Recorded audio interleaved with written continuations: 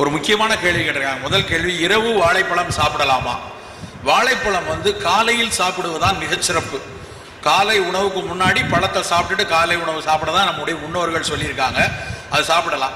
ஒரு பழக்கத்திற்கு இரவுல சாப்பிட்டா மலம் நல்லா கழிகிறது, அதனால நான் எடுத்துக்கிறேன்னா சர்க்கரை நோயாளி அல்லாதவர்கள் சாப்பிடுவதில் தவறில்லை. நம்பர் 1. 2வது, பழ வகைகள் எப்போது சாப்பிடுவது நல்லது? எப்போது வேணுமானாலும் சாப்பிடலாம். ஆனால் சில பழங்களை இரவுல சாப்பிடக்கூடாது. கமலா ஆரஞ்சு இருக்கு, திராட்சை இருக்கிறது, தர்பூசணி இருக்கு. அந்த மாதிரி குளிர்ச்சி தரக்கூடிய பழங்களை இரவுல சாப்பிட வேண்டாம். எப்பொழுதுமே பழங்கள் சாப்பிடுவதற்கு மிகச்சிறந்த நேரம் காலை. காலையில் உள்ள உணவு பழங்களாகவோ ஆவியில் வெந்த உணவுகளாகவோ இருக்கணும்னு தான் ஆச்சார கோவை சொல்கிறது. அதனால பழங்களை மிகச்சிறப்பாக சாப்பிடக்கூடிய நேரம் காலை பொழுது.